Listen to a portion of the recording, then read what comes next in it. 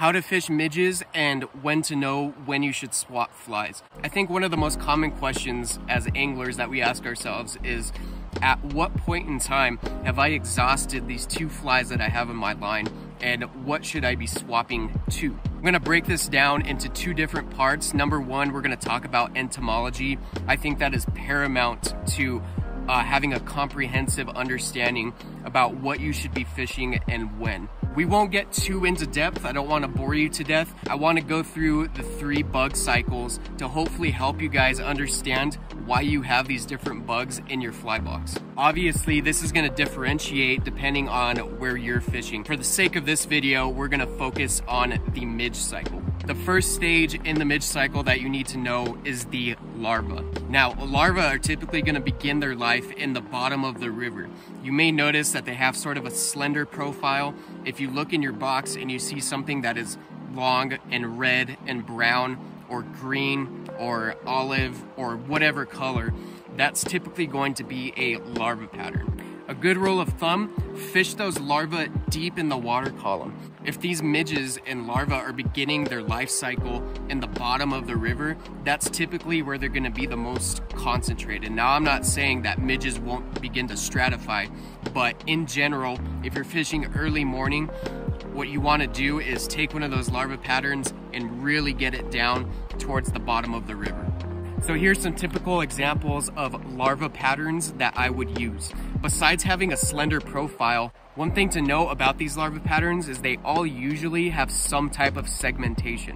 So you can see here in this clip, Wyatt and I started the day off fishing larva patterns, and we were very successful. We were throwing an assortment of colors and we caught a ton of beautiful fish. Second stage of this midge cycle is going to be a midge pupa. At some point in that larva's life cycle, it's going to form a little bit of a gas bubble. So once it comes out of the river, it's going to slowly make its way up, and that gas bubble is going to guide them up in that direction. A ton of the flies that we use are built with this into them. A lot of the flies that we use have some type of flash that's built into them, or they may have foam or something to sort of garner the attention of the fish and give them the indication that that midge is shedding its exoskeleton. You may notice that some of these flies have flash built into them. Some of them have tail link fibers.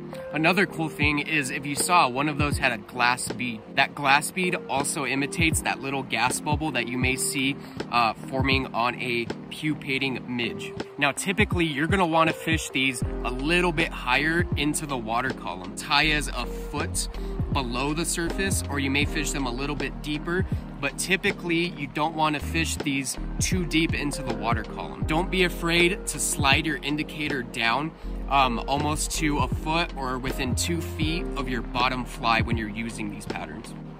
Now, later in the day, when I started seeing a few backs coming out of the water and just breaking the surface, that told me that these fish were not necessarily keying in on just a larva, but they were looking for those midges that were making their way towards the surface, and they were capturing them and eating them right before they could make it to the top. If these midges make it past the larva and the pupa stage, they're going to go to the top, and they're going to, once they've shed their exoskeleton, they're going to become a adult dry midge. Look down on your waders. You can see these bugs sort of crawling on you, and we kind of call them wader bugs, or adult midges. A lot of the time you can see them actually grouped together, and we call that a midge cluster. Sort of imitate that midge cluster, you can fish something like a Griffith's gnat or even a dead chicken and catch fish that way. Easiest part now is deciding when to swap flies. If you are following this order of the bug cycle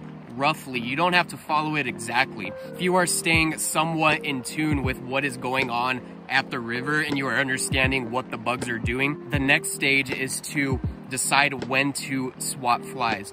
Now, in my personal opinion, if I see a fish and I'm casting at it, within 10 to 15 casts, if that fish is showing absolutely no interest, I'm gonna go ahead and swap flies. The key though is making sure you are getting those flies into that fish's wheelhouse. And what I mean by wheelhouse is I imagine a little box around that fish's face, and it's about 3 inches to the left of them and about 3 inches to the right of them.